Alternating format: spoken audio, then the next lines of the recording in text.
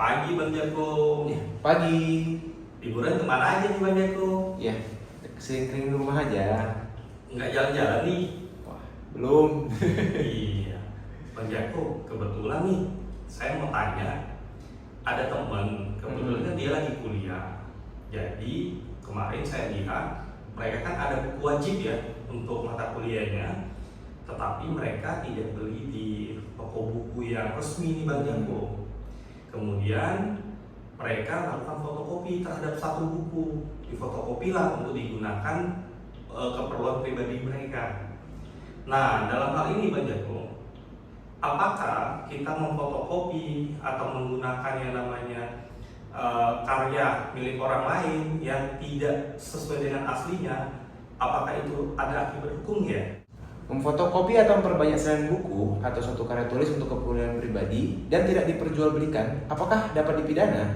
Nah, buku diakui secara hukum sebagai suatu ciptaan dalam bidang ilmu pengetahuan yang dilekati oleh hak cipta. Dengan itu, secara otomatis penulis buku merupakan pemegang hak cipta yang melekat pada buku yang ditulis. Sedangkan penerbit buku merupakan pihak yang menerima hak cipta secara sah dari pencipta untuk melakukan produksi serta penjualan buku untuk kepentingan komersialisasi. Nah, apabila terdapat tindakan memfotokopi buku ciptaan orang secara pribadi tanpa izin dengan tujuan untuk keperluannya sendiri, secara hukum dikategorikan sebagai penggandaan atas ciptaan berupa buku. Nah, kegiatan memfotokopi buku ciptaan ini dapat menjadi perbuatan melanggar hukum, namun bisa juga menjadi perbuatan yang diperbolehkan, tergantung maksud dan tujuan dilakukannya perbuatan tersebut.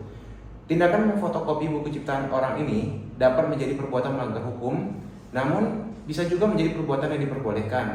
Memfotokopi buku ciptaan orang diperbolehkan secara hukum apabila memenuhi ketentuan pada pasal 44 yang berbunyi penggunaan, pengambilan, penggandaan, dan atau pengubahan suatu ciptaan dan atau produk hak terkait secara seluruh atau sebagian yang substansial tidak dianggap sebagai pelanggaran hak cipta jika sumbernya disebutkan atau dicantumkan secara lengkap untuk ketentuan. Yang pertama yaitu pendidikan, penelitian, penulisan karya ilmiah, penyusunan laporan, penulisan kritik atau tinjauan suatu masalah dengan tidak merugikan kepentingan yang wajar dari pencipta atau pemegang hak cipta.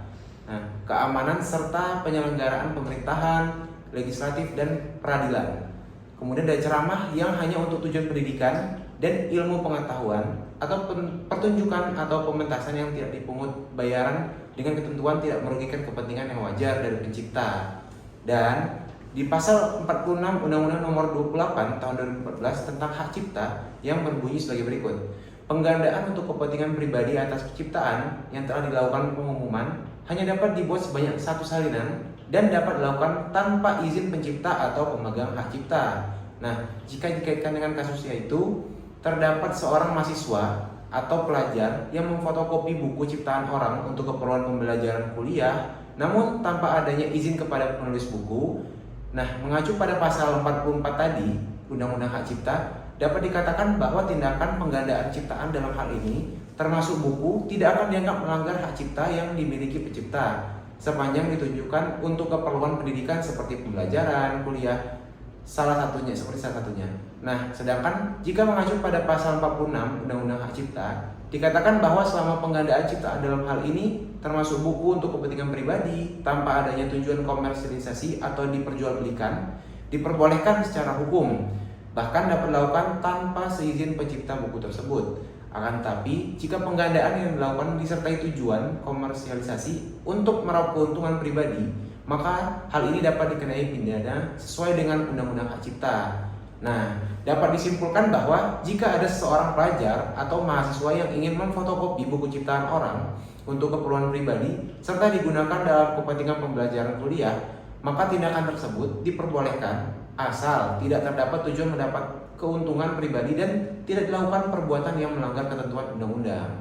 Itu ya Bang Jako. Iya. Terima kasih nih informasinya Bang Jako. Berarti kalau kita fotokopinya untuk pribadi kita nggak masalah nih Bang Jako ya.